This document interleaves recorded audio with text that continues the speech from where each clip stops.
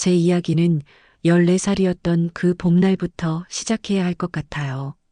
아버지가 돌아가셨던 그날, 장례식장에서 할머니가 엄마의 머리채를 잡고 흔들었습니다.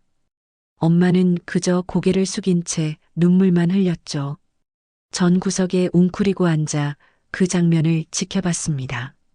12살 여동생은 제 품에 안겨 떨고 있었고 9살 남동생은 멍하니 서 있었어요. 그날 이후 우리 가족은 집을 나와 서울로 향했습니다. 버스 안에서 엄마는 창밖만 바라보시다가 가끔 손등으로 눈가를 훔치셨죠. 전 엄마 손을 꼭 잡았습니다. 서울에서 엄마는 낮엔 식당에서, 밤엔 술집 주방에서 일하셨어요. 저녁마다 출근하시는 엄마를 현관에서 배웅했습니다. 새벽에 돌아오시는 엄마는 자는 우리를 한참 바라보시곤 했죠. 가끔 흐느끼는 소리가 들렸어요. 고등학교 때 시작한 고깃집 아르바이트. 사장님은 좋은 분이셨어요. 퇴근할 때마다 고기를 싸주셨죠. 하지만 그것도 오래가지 못했습니다. 제가 사장님께 아양을 떤다는 소문이 돌았거든요. 청소하다 그 말을 들었을 때 손의 걸레에서 물이 뚝뚝 떨어지는 소리만 크게 들렸습니다. 고등학교를 졸업하고 작은 회사의 경리로 취직했습니다. 그곳에서 그 사람을 만났어요. 늦잠 자서 지각했다며 헐레벌떡 뛰어들어오던 그 사람. 제 옆자리에 앉아 일을 배웠죠. 몇 달 후 그 사람은 퇴근길마다 우연을 가장에 만났고 제 책상에 커피를 놓고 갔습니다. 어느 날 저녁 제 앞을 막아서더니 눈을 똑바로 봤어요. 전 고개를 끄덕였습니다.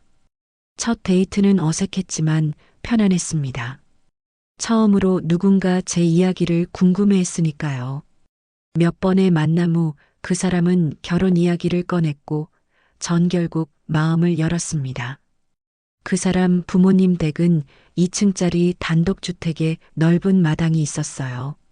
거실에 앉아 손에 땀이 났습니다.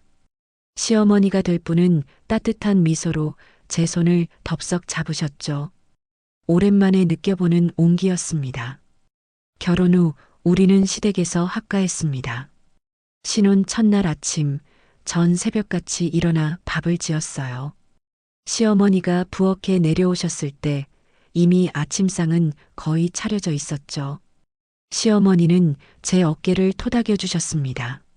매일 새벽 밥을 짓고 식탁을 차렸습니다. 어느 날 시어머니는 제 손에서 수세미를 가져가시며 고개를 저으셨어요. 너무 열심히 하지 않아도 된다는 듯이. 시어머니는 당신의 젊은 시절 이야기를 들려주셨습니다. 얼마나 가난했는지, 어떻게 사업을 시작했는지.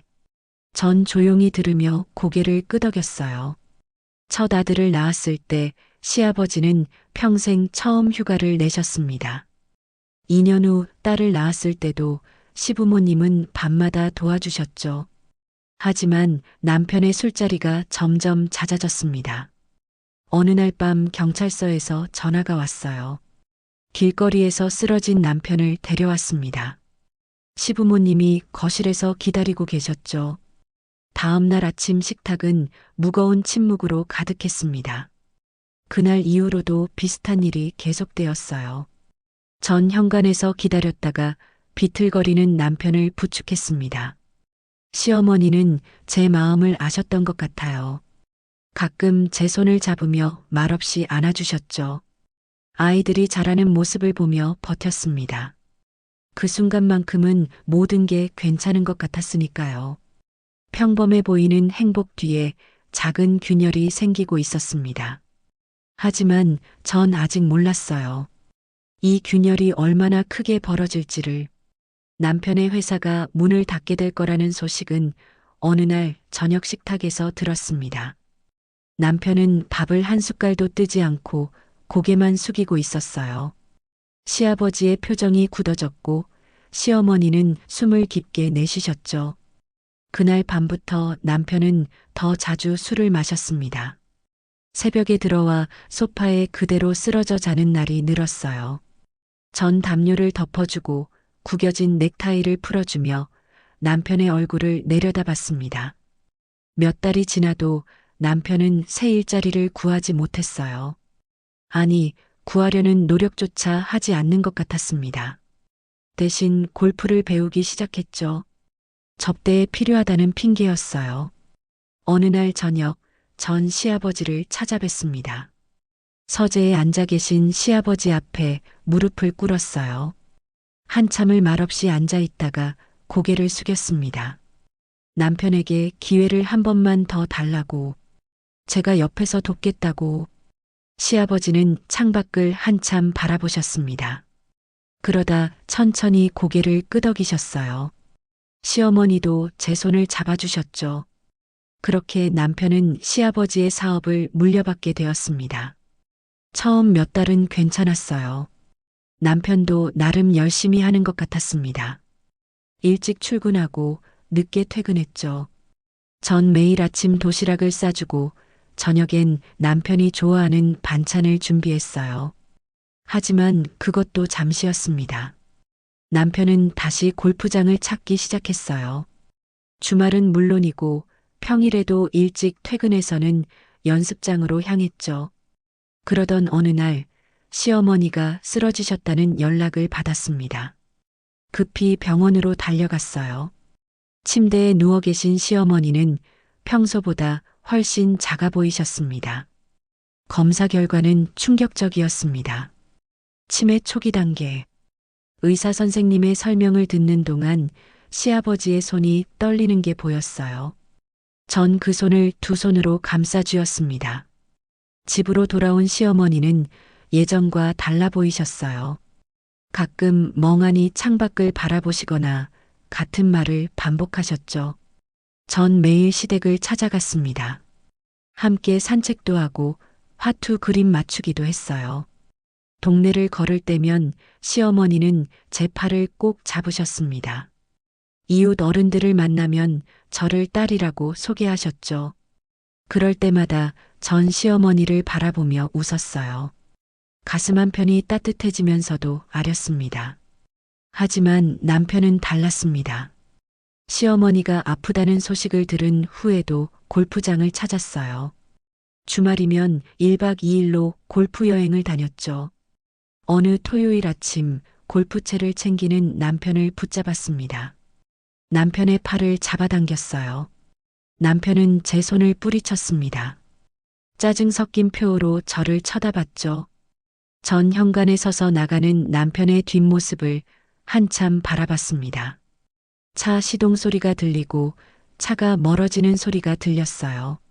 무릎에 힘이 풀렸습니다.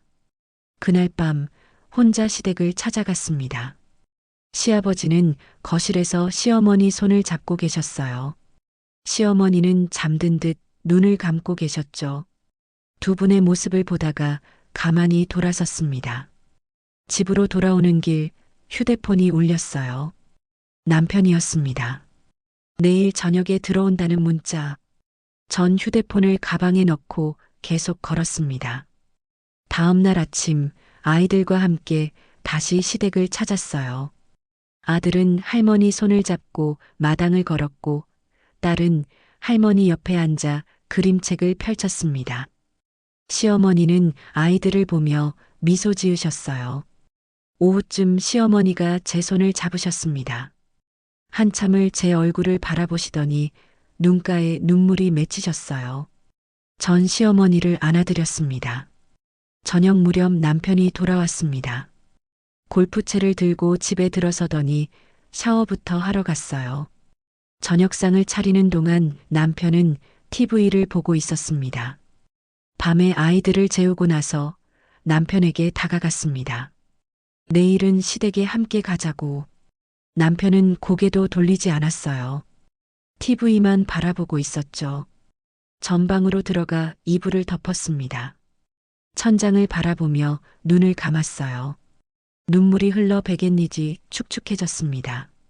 다음 주에도 그 다음 주에도 똑같았습니다. 전 혼자 시댁을 오갔고 남편은 골프장을 오갔어요. 시어머니의 상태는 조금씩 나빠졌고 남편과의 거리는 조금씩 멀어졌습니다. 어느 날 시어머니가 제 이름을 잊으셨습니다. 한참을 제 얼굴을 들여다보시더니 고개를 갸웃하셨어요. 전 웃으며 다시 제 이름을 말씀드렸죠. 시어머니는 천천히 고개를 끄덕이셨습니다. 그날 밤 집으로 돌아와 거울을 봤습니다. 거울 속 제 얼굴은 지쳐 보였어요. 눈가에 주름이 생겼고 입꼬리가 처져 있었죠. 전 거울에서 눈을 돌렸습니다. 시어머니의 병이 본격적으로 진행되기 시작했습니다. 아침에 찾아뵈면 어제 만났던 것도 기억하지 못하셨어요. 매번 처음 보는 사람처럼 저를 바라보셨죠. 전 매일 아침 집안일을 마치고 시댁으로 향했습니다. 가방에는 시어머니가 좋아하시는 과일과 화투 그림 카드를 넣었어요. 현관문을 열면 시아버지가 거실 소파에 앉아 계셨습니다. 밤새 제대로 주무시지 못한 얼굴이었죠. 시어머니 방문을 열었습니다. 창가에 앉아 계신 시어머니는 고개를 돌리셨어요. 잠시 제 얼굴을 살피시더니 어색하게 미소 지으셨습니다. 낯선 사람을 대하는 미소. 전 시어머니 옆에 앉아 손을 잡았어요. 차갑고 마른 손이었습니다. 천천히 손을 주물러드리며 밖을 함께 바라봤죠. 점심때가 되면 죽을 쑤었습니다. 시어머니는 숟가락을 들었다 놓기를 반복하셨어요. 전 한 숟가락씩 떠서 드렸습니다. 시어머니는 어린아이처럼 입을 벌리셨죠. 식사 후엔 산책을 나갔습니다. 시어머니 팔을 꼭 잡고 천천히 걸었어요. 몇 걸음 가다 쉬고 또 몇 걸음 가다 쉬었습니다. 동네 어르신들을 만났습니다. 인사를 건네는 분들께 시어머니는 고개를 까딱이셨어요. 하지만 누가 누군지 기억하지 못하셨죠. 전 시어머니를 대신해 인사를 나눴습니다. 벤치에 앉아 쉬었어요. 시어머니는 지나가는 아이들을 물끄러미 바라보셨습니다. 가끔 제 손을 톡톡 치시며 무언가 말씀하려다 멈추셨죠. 전 그냥 고개를 끄덕이며 들었습니다. 저녁 무렵 집으로 돌아왔습니다. 아이들은 학원에서 돌아와 숙제를 하고 있었어요. 냉장고를 열어 저녁 준비를 시작했죠. 남편은 오늘도 늦었습니다. 8시가 넘어 문자가 왔어요. 저녁 약속이 있다고. 전 휴대폰을 식탁에 내려놓고 아이들과 밥을 먹었습니다. 설거지를 하는데 시아버지에게서 전화가 왔습니다. 시어머니가 자꾸 밖으로 나가려 한다고. 전 앞치마를 벗고 다시 현관으로 향했어요. 시댁에 도착하니 시어머니가 외투를 입고 계셨습니다. 어디론가 가야 한다며 신발을 찾고 계셨죠. 전 시어머니를 안아 방으로 모셨습니다. 외투를 벗기고 이불을 덮어드렸어요. 시어머니가 잠드실 때까지 손을 잡고 있었습니다. 1시간쯤 지나 고른 숨소리가 들렸어요. 살그머니 일어나 거실로 나왔죠. 시아버지가 소파에 앉아 고개를 떨구고 계셨습니다. 전 옆에 앉았어요. 한참을 말없이 앉아 있다가 일어섰습니다. 시아버지가 제 손을 잡으셨죠. 고맙다는 듯 꼭 쥐셨습니다. 주말이었습니다. 남편은 아침 일찍 골프채를 챙겼어요. 전 남편 앞을 막아섰습니다. 남편은 시계를 쳐다봤죠. 늦는다는 표정. 전 남편의 눈을 똑바로 봤습니다. 남편은 시선을 피했어요. 그리고 제 옆으로 지나쳐 나갔습니다. 현관문이 닫히는 소리가 들렸죠. 아이들과 시댁으로 갔습니다. 아들은 할머니께 학교 이야기를 했어요. 시어머니는 알아듣지 못하셨지만 고개를 끄덕이셨습니다. 딸은 할머니 머리를 빗겨드렸죠. 오후에 시누이에게서 영상통화가 왔습니다. 해외에서 보내온 거였어요. 시어머니는 화면 속 딸을 한참 바라보셨습니다. 시누이는 눈물을 흘리며 말했죠. 다음 달에 꼭 간다고. 통화를 끝내고 시어머니는 창밖을 보셨습니다. 어떤 생각을 하시는지 알 수 없었어요. 전 시어머니 옆에 앉아 함께 밖을 바라봤습니다. 저녁에 남편이 돌아왔습니다. 골프 치고 술까지 마신 모양이었어요. 비틀거리며 소파에 쓰러졌죠. 전 담요를 덮어주고 방으로 들어갔습니다. 침대에 누워 천장을 봤어요. 눈물이 흘러내렸습니다. 소리 내지 않고 울었죠. 다음 날 아침도 그 다음 날 아침도 똑같았습니다. 시댁으로 가는 버스를 탔어요. 창밖 풍경을 보며 생각했습니다. 언제까지 이렇게 혼자일까? 시어머니의 상태는 점점 나빠졌습니다. 이제는 화장실도 혼자 가시기 힘들어졌어요. 전 시어머니를 부축해 화장실까지 모셨습니다. 기다렸다가 다시 모시고 나왔죠. 밥을 드시다가 숟가락을 떨어뜨리셨습니다. 전세 숟가락을 드렸어요. 시어머니는 미안하다는 듯 고개를 숙이셨죠. 전 괜찮다며 웃었습니다. 하지만 밤에 집으로 돌아오면 무너졌습니다. 욕조에 몸을 담그고 한없이 울었어요. 물소리에 묻혀 아무도 들을 수 없었죠. 거울을 보면 낯선 사람이 보였습니다. 눈은 충혈되어 있었고 얼굴은 헬쑥했어요. 머리칼 사이로 흰머리가 보였습니다.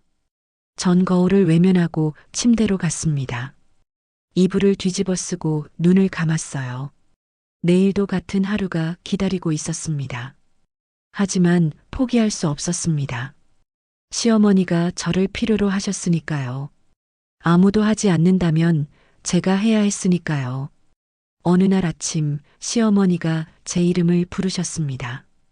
정확하게 전 손에 들고 있던 물컵을 놓고 돌아봤어요.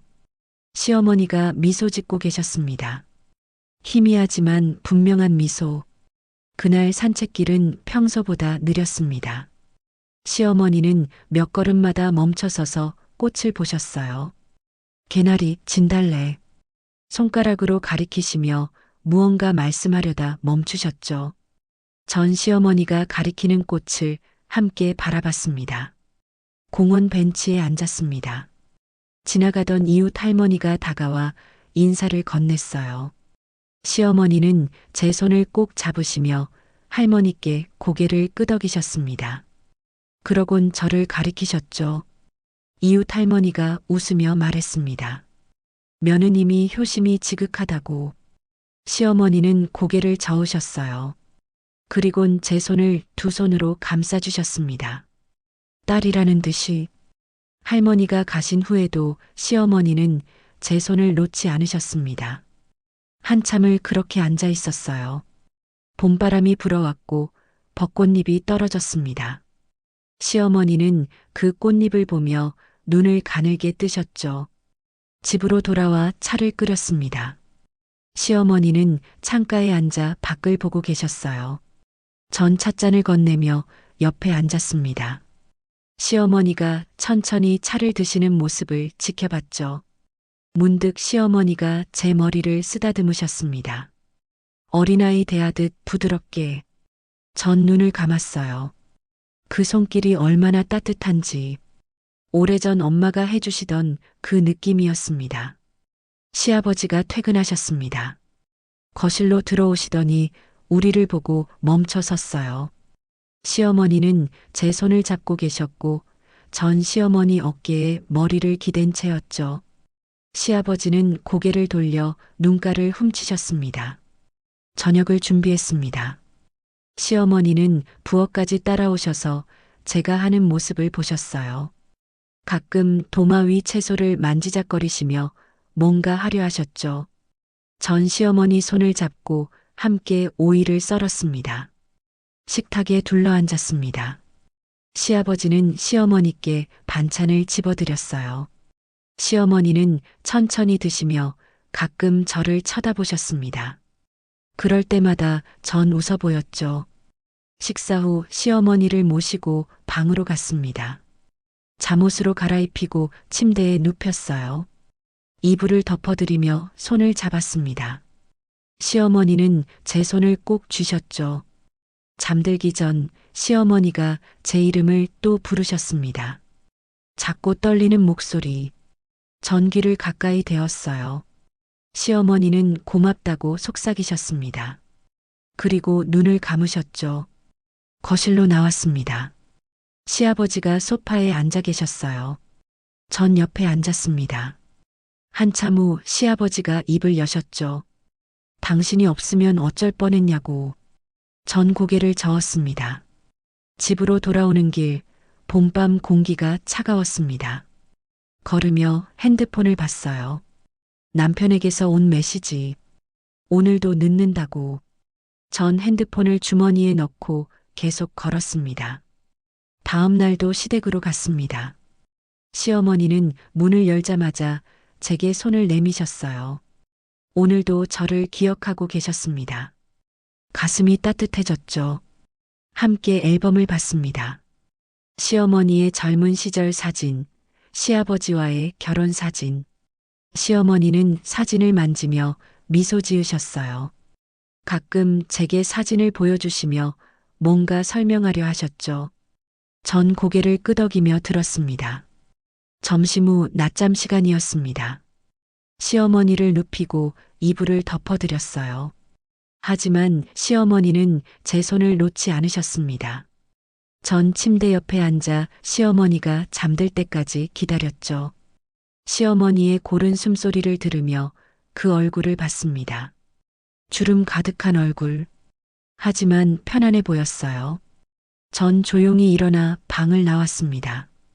거실에서 설거지를 하는데 시누이에게서 전화가 왔습니다. 다음 주에 온다고. 전 좋다고 답했어요. 어머니가 기뻐하실 거라고. 오후에 시어머니가 깨어나셨습니다. 함께 마당으로 나갔어요. 시어머니는 화단의 꽃들을 보셨습니다. 손으로 만지작거리시며 웃으셨죠. 그때 동네 아주머니들이 지나갔습니다. 인사를 나누며 물었어요. 시어머니 상태가 어떠냐고. 전 괜찮다고 답했습니다. 좋아지고 계신다고. 시어머니는 제 팔을 꼭 잡으셨습니다. 그리곤 아주머니들께 저를 소개하셨어요. 말은 어눌했지만 분명했습니다. 딸이라고. 아주머니들이 부러워하며 갔습니다. 시어머니는 제 손을 쓰다듬으셨어요. 전 시어머니를 안아드렸습니다. 그 품에서 양 냄새와 함께 따뜻함이 느껴졌죠. 하지만 그 따뜻함 뒤로 두려움이 밀려왔습니다. 이 순간이 얼마나 갈까? 언젠가 시어머니가 저를 완전히 잊는 날이 올까? 가슴이 먹먹해졌습니다.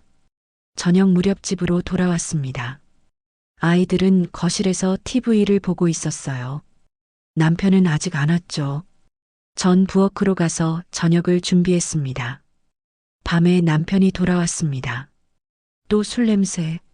전 아무 말 없이 물과 해장국을 내왔어요. 남편은 고개도 들지 않고 먹었습니다. 침대에 누워 오늘을 떠올렸습니다. 시어머니의 미소, 그 따뜻한 손길. 적어도 오늘은 혼자가 아니었습니다. 시어머니가 곁에 계셨으니까요. 눈을 감았습니다. 내일도 시댁으로 가야 했죠. 그리고 그게 싫지 않았습니다. 시어머니가 밥을 드시지 못한 지 사흘째였습니다. 물 한 모금도 넘기기 힘들어 하셨어요. 전 숟가락을 들었다 놓기를 반복했습니다. 시아버지는 창가에 서서 방만 바라보셨죠. 구급차를 불렀습니다. 응급실 침대에 누운 시어머니는 너무 작아 보였어요. 링거가 꽂힌 손을 꼭 잡았습니다. 시어머니는 눈을 뜨지 못하셨죠. 입원했습니다.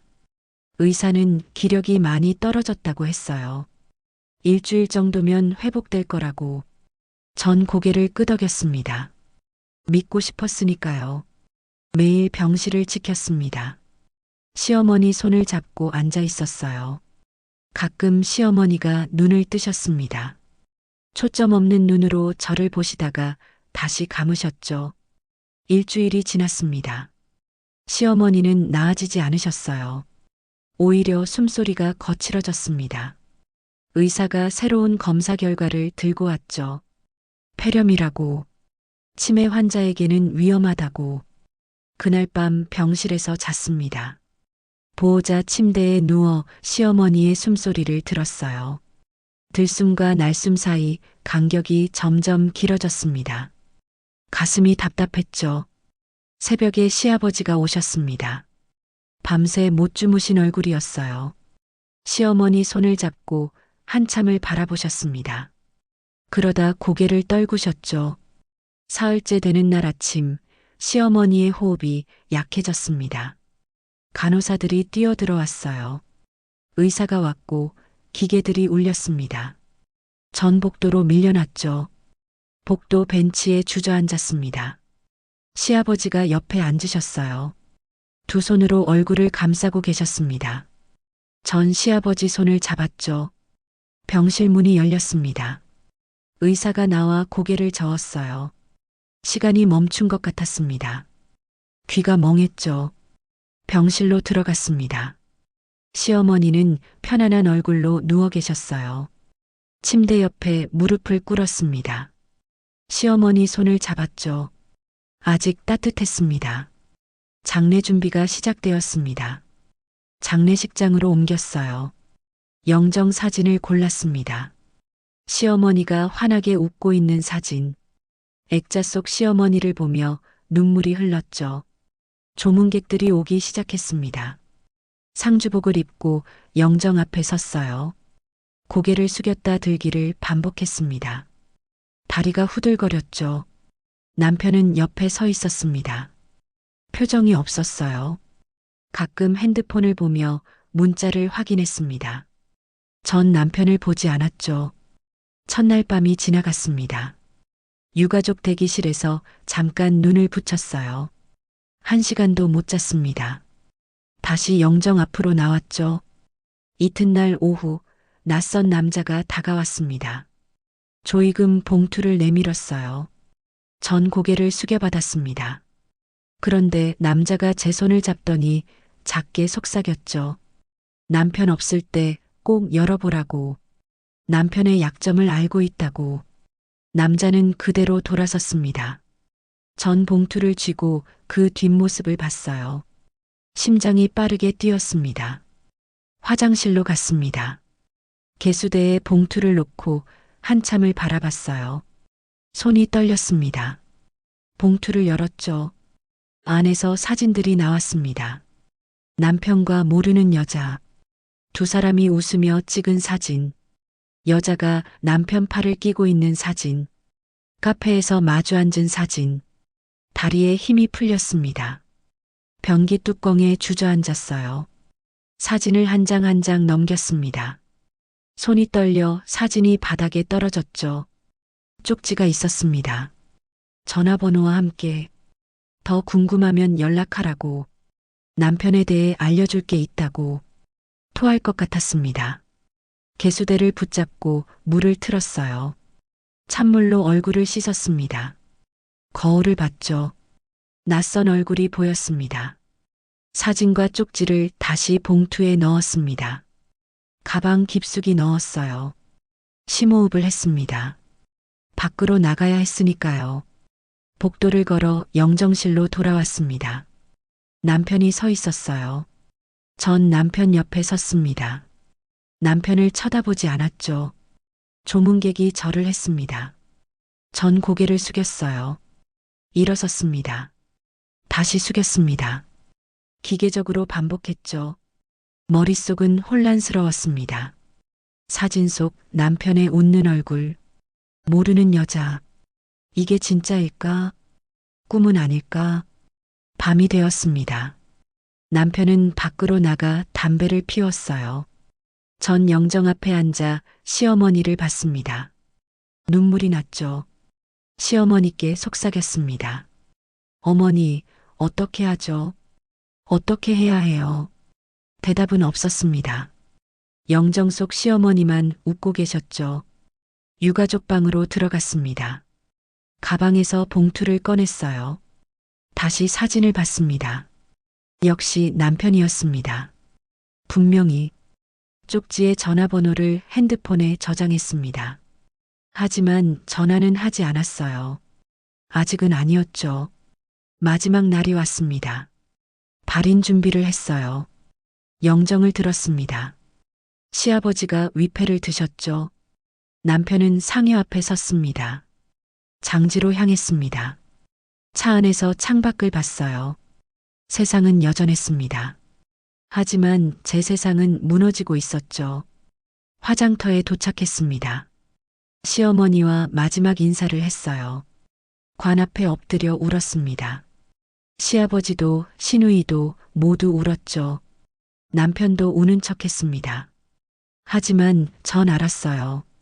진짜 눈물이 아니란 걸. 가슴이 차갑게 식었습니다. 장례가 끝났습니다. 집으로 돌아왔어요. 아이들이 현관에서 기다리고 있었습니다. 아들이 안아줬죠. 전 아들 품에서 울었습니다. 남편은 샤워하러 갔습니다. 전 거실 소파에 앉았어요. 가방에서 봉투를 꺼냈습니다. 쪽지의 번호를 다시 봤죠. 핸드폰을 들었습니다. 번호를 눌렀어요. 신호음이 울렸습니다. 세 번째 신호음에 전화가 연결됐죠. 남자의 목소리가 들렸습니다. 기다렸다고, 만나자고. 전 떨리는 목소리로 대답했습니다. 언제, 어디서? 전화를 끊었습니다. 내일 만나기로 했어요. 진실을 들을 준비를 해야 했습니다. 밤이 깊어갔습니다. 남편은 벌써 코를 골며 자고 있었어요. 전 침대에 누워 천장을 봤습니다. 눈이 감기지 않았죠. 시어머니가 떠난 날 제 인생도 함께 무너지기 시작했습니다. 약속 장소는 조용한 카페였습니다. 구석 자리에 남자가 앉아 있었어요. 장례식장에서 봤던 그 사람. 전 천천히 다가가 마주 앉았습니다. 남자가 봉투를 하나 더 꺼냈습니다. 안에는 서류들이 있었어요. 출생신고서, 병원 기록. 전 서류를 펼쳤습니다. 손이 떨렸죠. 아이의 이름이 적혀 있었습니다. 생년월일. 우리 딸보다 2살 어렸어요. 어머니 란에 모르는 여자 이름. 아버지 란에는 남자의 이름이 있었죠. 하지만 생부는 다르다고 메모가 적혀 있었습니다. 남자가 핸드폰을 꺼냈습니다. 문자 내역을 보여줬어요. 남편의 번호였습니다. 사랑한다는 말들, 책임지겠다는 약속들. 스크롤을 내릴수록 구역질이 났죠. 골프장 사진들도 있었습니다. 남편과 여자가 나란히 서 있는 모습. 여자의 배가 불러 있었어요. 남편이 그 배를 만지고 있었습니다. 웃으면서 남자가 설명했습니다. 입모양만 봤어요. 귀로는 들리지 않았습니다. 머릿속이 하얘졌으니까요. 정신을 차리고 들었습니다. 여자는 골프 캐디였다고, 남편이 먼저 적극적으로 다가왔다고, 이혼했다고 거짓말했다고, 비싼 선물들을 주며 유혹했다고, 임신 사실을 알았을 때 남편은 기뻐했답니다. 결혼하자고 했대요. 여자는 믿었죠. 이혼남이니까 가능하다고 생각했답니다. 하지만 막달이 되어서야 진실을 들었다고 합니다. 유부남이라고, 결혼할 수 없다고, 양육비는 주겠다고. 여자는 아이를 낳았습니다. 남편에게 연락했지만 피했대요. 번호를 바꿨고 만나주지 않았답니다. 양육비 약속도 지키지 않았죠. 남자는 여자의 전 애인이었답니다. 아이를 키우기 힘들어하는 여자를 보고 다시 만났대요. 결혼했고 아이를 자신의 호적에 올렸답니다. 하지만 양육비를 받아내고 싶었답니다. 남편으로서, 아버지로서. 아이는 죄가 없으니까요. 카페를 나왔습니다. 다리가 휘청거렸어요. 가로수를 붙잡고 섰습니다. 토할 것 같았죠? 택시를 탔습니다. 집 주소를 말했어요. 창밖을 보며 눈물을 흘렸습니다. 기사님이 휴지를 건넸죠. 고맙다고 고개를 숙였습니다. 집에 도착했습니다. 남편은 거실에서 TV를 보고 있었어요. 전 남편 앞에 서서 봉투를 던졌습니다. 사진들이 바닥에 흩어졌죠. 남편이 사진을 봤습니다. 얼굴이 굳었어요. 하지만 놀란 표정은 아니었습니다. 오히려 체념한 듯 했죠. 전 서류도 던졌습니다. 출생신고서가 남편 발 앞에 떨어졌어요. 남편은 그걸 집어들었습니다. 한참을 보더니 내려놓았죠. 아무 말도 하지 않았습니다. 둘 다 침묵만 흘렀어요. 시계 소리만 들렸습니다. 남편이 먼저 일어났습니다. 방으로 들어가더니 짐을 싸기 시작했어요. 전 거실에 서서 그 모습을 봤습니다. 캐리어를 끌고 나온 남편. 현관에서 신발을 신었어요. 문을 열었습니다. 그리고 나갔죠. 한마디 말도 없이 문이 닫혔습니다. 전 그 자리에 주저앉았어요. 바닥에 흩어진 사진들을 봤습니다. 눈물이 떨어져 사진이 젖었죠. 핸드폰이 울렸습니다. 시아버지였어요. 전화를 받았습니다. 시아버지가 물었죠. 남편한테 들었는데 사실이냐고. 전 대답했습니다. 사실이라고. 시아버지는 한참 말이 없으셨어요. 거친 숨소리만 들렸습니다. 죄송하다고 했습니다. 시아버지가 자식을 잘못 키웠다고. 전 아니라고 했어요. 시아버지 잘못이 아니라고. 전화를 끊었습니다. 핸드폰을 바닥에 내려놓았어요. 무릎을 안고 웅크렸습니다. 밤이 깊어갔습니다. 아이들은 학원에서 돌아왔어요. 거실에 앉아 있는 저를 봤습니다. 뭔가 이상하다는 걸 눈치챘죠. 아들이 물었습니다. 아빠는 어디 갔냐고. 전 대답하지 못했어요. 그냥 안아줬습니다. 아들과 딸을 꼭 안았죠. 다음 날 변호사를 찾아갔습니다. 모든 증거를 보여줬어요. 사진, 서류, 문자네요. 변호사는 고개를 끄덕였습니다. 이혼 소송 준비를 하자고 남편에게 내용 증명을 보냈습니다. 이혼 의사를 밝혔어요. 재산 분할과 위자료를 청구했습니다. 일주일 후 답장이 왔습니다. 남편의 변호사에게서 이혼은 하대 조건이 있다고, 시아버지에게 받은 땅을 반환하라고 전화가 왔습니다. 남편이었어요. 받지 않았습니다. 문자가 왔죠. 그 땅 내놓기 전엔 이혼 안 한다고. 또 전화가 왔습니다. 받았어요. 남편이 소리쳤습니다. 우리 집안 재산을 어떻게 내가 가지냐고. 핏줄도 아니면서. 전 조용히 말했습니다. 어디 한번 막아보라고. 소송하겠다고. 전화를 끊었죠. 며칠 후 남편이 집으로 왔습니다. 짐을 가지러 온 게 아니었어요. 다시 들어와 살겠다고 했습니다. 이혼 안 한다고. 아들이 막아섰습니다. 군대에서 휴가 나온 아들. 아버지를 밀쳤어요. 나가라고 소리쳤습니다. 남편과 아들이 실랑이 했습니다. 전 말리지 않았어요. 그냥 지켜봤습니다. 결국 남편이 밀려났습니다. 아들이 문을 잠갔죠. 남편은 밖에서 초인종을 눌렀습니다. 아무도 문을 열지 않았어요. 아들이 제게 왔습니다. 안아줬어요. 아들은 울었습니다. 어떻게 아버지가 그럴 수 있냐고. 전 아들 등을 토닥였죠. 딸도 모든 걸 알게 되었습니다. 방에 틀어박혀 나오지 않았어요. 문 앞에서 불렀지만 대답이 없었습니다. 문틈으로 우는 소리가 들렸죠. 가족이 무너졌습니다. 시어머니가 돌아가시고 남편이 배신했고 아이들이 상처받았어요. 전 그 한가운데 서 있었습니다. 거울을 봤습니다. 헬쑥한 얼굴, 움푹 들어간 눈. 이게 저인가 싶었어요. 불과 한 달 전만 해도 다른 사람이었는데 변호사에게 연락했습니다.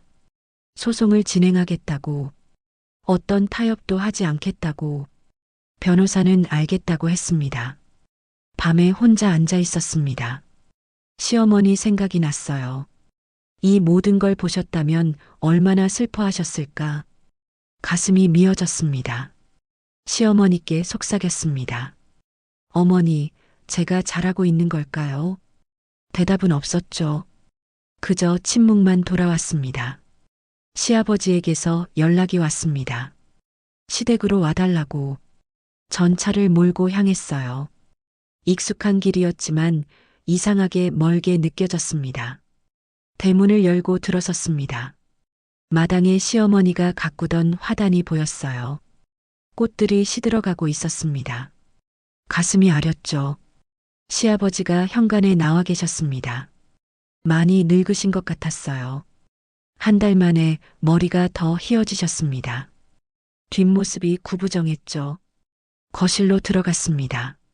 시어머니 사진이 걸려 있었어요. 그 앞에 섰습니다. 절을 올렸죠. 시아버지도 옆에서 함께 절하셨습니다. 소파에 앉았습니다. 시아버지가 서재에서 뭔가를 가지고 나오셨어요. 갈색 봉투였습니다. 제 앞에 놓으셨죠? 봉투를 열었습니다. 부동산 등기부등본이 나왔어요. 여러 장. 전 천천히 넘겨봤습니다. 토지, 건물. 전부 고액이었죠. 시아버지가 제 손을 잡으셨습니다. 거칠고 떨리는 손. 눈을 마주쳤어요. 시아버지 눈에 눈물이 고여 있었습니다. 고개를 저었습니다. 전 받을 수 없다고. 하지만 시아버지는 더 세게 제 손을 잡으셨어요. 꼭 받아야 한다고 고개를 끄덕이셨습니다. 시아버지가 입술을 떨었습니다. 말씀하고 싶은 게 많으신 것 같았어요. 하지만 목이 메인 듯 했습니다. 그냥 눈물만 흘리셨죠. 전 일어나 시아버지를 안아드렸습니다. 시아버지도 저를 안아주셨어요. 한참을 그렇게 있었습니다. 둘 다 울었죠. 시어머니 사진을 다시 봤습니다. 사진 속 시어머니가 웃고 계셨어요. 마치 괜찮다고 받으라고 말씀하시는 것 같았습니다. 시아버지가 차를 따라주셨습니다. 떨리는 손으로 찻잔을 받아들었어요. 함께 마셨습니다. 아무 말 없이 집으로 돌아왔습니다. 서류를 식탁에 놓았어요. 한참을 바라봤습니다. 이게 현실인가 싶었죠. 다음 날 남편에게서 전화가 왔습니다. 받지 않았어요. 문자가 쏟아졌습니다. 땅 이야기를 들었다고. 그거 내놓으라고. 저녁에 남편이 집 앞에 나타났습니다. 초인종을 계속 눌렀어요. 문을 열지 않았습니다. 남편이 소리쳤죠. 문 너머로 들렸습니다. 아들이 문을 열었습니다. 남편이 들어오려 했어요. 아들이 막아섰습니다. 둘이 현관에서 대치했죠. 남편이 밀고 들어왔습니다. 거실까지 왔어요. 저를 보며 손가락질했습니다. 입모양으로 알 수 있었어요. 도둑이라고 욕하고 있었습니다. 전 일어나 남편을 마주봤습니다. 눈을 똑바로 쳐다봤어요. 남편이 소리치며 팔을 휘둘렀습니다. 위협하는 듯 했죠. 아들이 아버지를 밀쳤습니다. 세게. 남편이 뒤로 비틀거렸어요. 벽에 부딪혔습니다. 남편이 아들에게 달려들었습니다. 아들이 받아냈어요. 둘이 몸싸움을 했습니다. 소파가 넘어갔죠. 딸이 방에서 나와 소리쳤습니다. 그만하라고. 하지만 둘은 멈추지 않았어요. 남편이 아들의 멱살을 잡았습니다. 아들이 아버지 손을 뿌리쳤습니다. 그리고 밀었어요. 남편이 현관 쪽으로 밀려났습니다. 아들이 계속 밀었죠. 현관문까지 밀려난 남편. 아들이 마지막으로 강하게 밀었어요. 남편이 문 밖으로 나갔습니다. 문이 닫혔죠. 남편이 문을 두드렸습니다. 발로 찼어요. 하지만 문은 열리지 않았습니다. 아들이 등을 기대고 있었으니까요. 한참 후 밖이 조용해졌습니다. 남편이 간 모양이었어요. 아들이 문에서 떨어졌습니다. 주저앉았죠. 전 아들 옆에 앉았습니다. 아들을 안아줬어요. 아들이 제 어깨에 얼굴을 묻었습니다. 어깨가 축축해졌죠. 딸도 와서 안겼습니다. 셋이 현관에 앉아 있었어요. 한참을 아무도 일어나지 않았습니다. 그날 밤 변호사에게 연락했습니다. 남편이 협박했다고, 아들과 몸싸움했다고, 변호사는 녹음하라고 했어요. 증거를 남기라고. 며칠 후 법원에서 소장이 왔습니다. 남편이 저를 상대로 낸 거였어요. 부동산 증여 무효 소송. 예상했던 일이었죠. 변호사와 만났습니다. 대응 방안을 논의했어요. 증여는 적법하다고 했습니다. 시아버지 자유이사였다고, 무효 사유가 없다고, 시아버지도 변호사를 선임하셨습니다. 증여가 정당하다고 증언하겠다고 하셨어요. 아들 편을 들지 않겠다고. 첫 재판 날이 왔습니다. 법정에 들어섰어요. 남편이 반대편에 앉아 있었습니다. 시선이 마주쳤죠. 남편이 눈을 돌렸습니다. 재판이 진행되었습니다. 남편 측 변호사가 주장했어요. 제가 시아버지를 현혹했다고, 부당하게 재산을 가로챘다고. 우리 변호사가 반박했습니다. 증여 당시 증인이 있었다고, 시아버지가 온전한 정신으로 결정했다고, 며느리의 헌신에 대한 정당한 보상이라고. 시아버지가 증인석에 섰습니다. 선서했어요.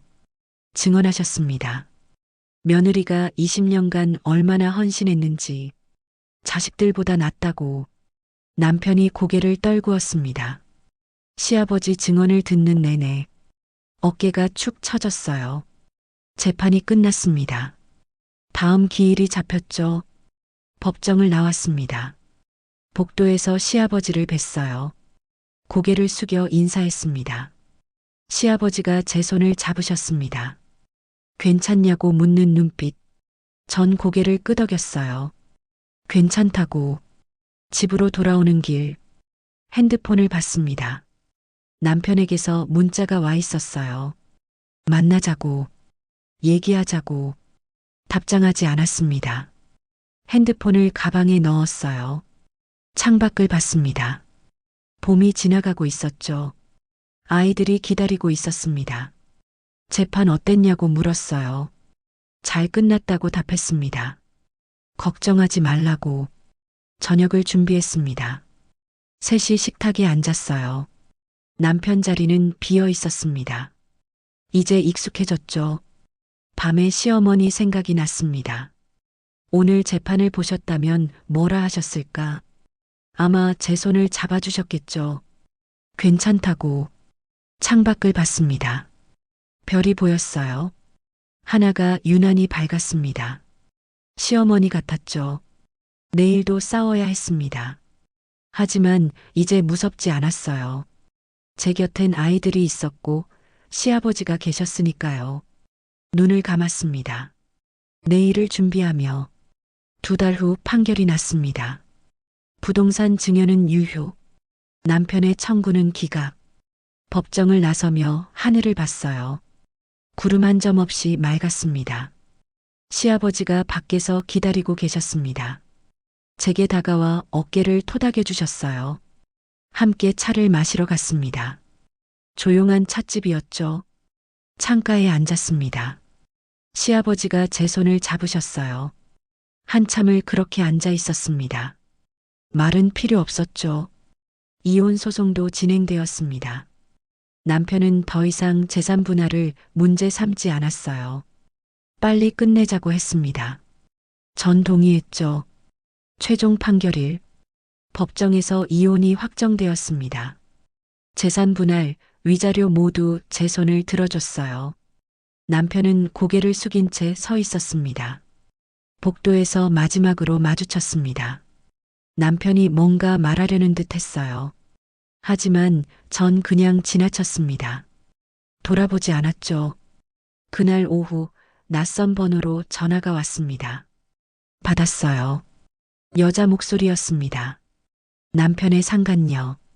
만나고 싶다고 했죠. 며칠 후 공원에서 만났습니다. 여자는 유모차를 끌고 왔어요. 안에 아이가 자고 있었습니다. 남편을 닮은 얼굴. 벤치에 나란히 앉았습니다. 여자가 고개를 숙였어요. 어깨가 떨렸습니다. 울고 있었죠. 전 유모차 속 아이를 봤습니다. 평화롭게 자는 얼굴, 죄 없는 아이. 여자의 손을 잡아줬어요. 여자가 고개를 들었습니다. 눈이 빨갛게 충혈되어 있었어요. 입술을 떨며 뭔가 말하려 했습니다. 전 고개를 저었죠. 괜찮다고. 한참을 함께 앉아 있었습니다. 아이가 깨어났어요. 여자가 안아 올렸습니다. 아이가 방긋 웃었죠. 여자도 양육비 소송을 냈다고 했습니다. 남편을 상대로. 전 고개를 끄덕였어요. 잘했다고. 헤어지며 여자가 인사했습니다.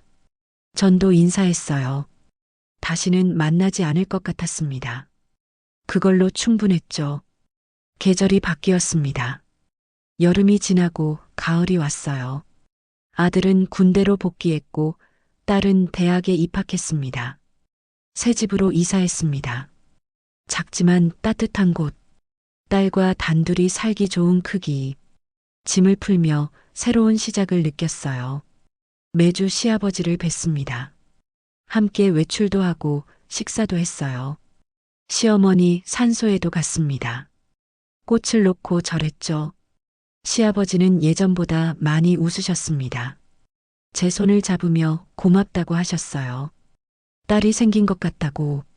명절이 되었습니다. 시댁으로 갔어요. 시누이도 왔습니다. 셋이 식탁에 앉아 밥을 먹었죠. 시어머니 사진을 가운데 두고 식사 후 시누이가 제 손을 잡았습니다. 눈물을 흘렸어요. 어머니 곁을 지켜줘서 고맙다고. 전 고개를 저었습니다. 저녁에 집으로 돌아왔습니다.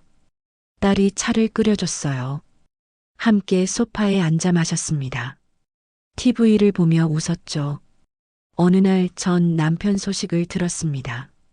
사업이 어렵다고, 빚이 많다고. 전 그저 고개를 끄덕였어요. 더 이상 제 일이 아니었으니까요. 전 남편에게서 전화가 왔습니다. 받았어요. 목소리가 초라했습니다. 다시 시작할 수 없냐고, 외롭다고, 조용히 말했습니다. 안 된다고, 이제 각자의 길을 가야 한다고. 전화를 끊었어요. 마음이 흔들리지 않았습니다. 봄이 다시 왔습니다. 시어머니가 돌아가신 지 1년. 기일에 시댁으로 갔어요. 제사를 준비했습니다. 혼자서 시아버지와 아이들, 시누이 가족이 모였습니다. 절을 올렸어요. 시어머니께 많은 것을 가르쳐 주셔서 감사하다고 마음속으로 말했죠. 제사 후 시어머니가 가꾸던 화단을 봤습니다. 겨울 동안 돌보지 못해 황폐해져 있었어요. 무릎을 꿇고 잡초를 뽑았습니다. 딸이 와서 함께 도왔습니다. 시아버지도 오셨어요. 셋이 화단을 정리했습니다. 새 꽃을 심었죠. 꽃을 심으며 생각했습니다. 시어머니처럼 이 꽃들도 피어날 거라고, 봄마다 돌아올 거라고. 저녁 무렵 집으로 돌아왔습니다. 거울을 봤어요. 1년 전과는 다른 얼굴. 주름은 더 깊어졌지만 눈빛은 평온했습니다. 창밖을 봤습니다. 벚꽃이 만발했어요. 바람에 꽃잎이 날렸습니다. 손을 뻗어 하나를 잡았죠. 핸드폰을 꺼냈습니다. 엄마에게 전화했어요. 잘 지내냐고 물었습니다. 곧 찾아뵙겠다고 했죠. 동생들에게도 연락했습니다. 다음 주에 모이자고. 조카들도 보고 싶다고. 모두 좋다고 답했어요. 침대에 누웠습니다. 천장을 봤어요. 1년 전 이맘때 생각이 났습니다. 세상이 무너지는 것 같았던 그때. 하지만 견뎌냈습니다. 무너지지 않았어요. 오히려 더 단단해졌습니다. 시어머니가 남긴 것들을 생각했습니다. 따뜻한 손길, 인정의 말, 그리고 마지막 선물. 그 모든 게 저를 지탱해줬죠. 눈을 감았습니다. 내일 또 새로운 하루가 시작될 거예요. 두렵지 않았습니다. 이제 혼자가 아니었으니까요. 제 곁엔 아이들이 있었고, 시아버지가 계셨고, 저를 사랑하는 사람들이 있었습니다. 그리고 무엇보다 이제 저 자신이 있었습니다. 당당한 저. 위기는 지나갔고 행운이 왔습니다. 아니, 제가 만들어낸 행운이었죠. 시어머니께 속삭였습니다. 마음속으로 어머니 잘 지내고 있어요. 걱정하지 마세요. 깊은 잠에 빠져들었습니다. 평화로웠어요. 새로운 인생이 시작되었습니다. 진짜 제 인생이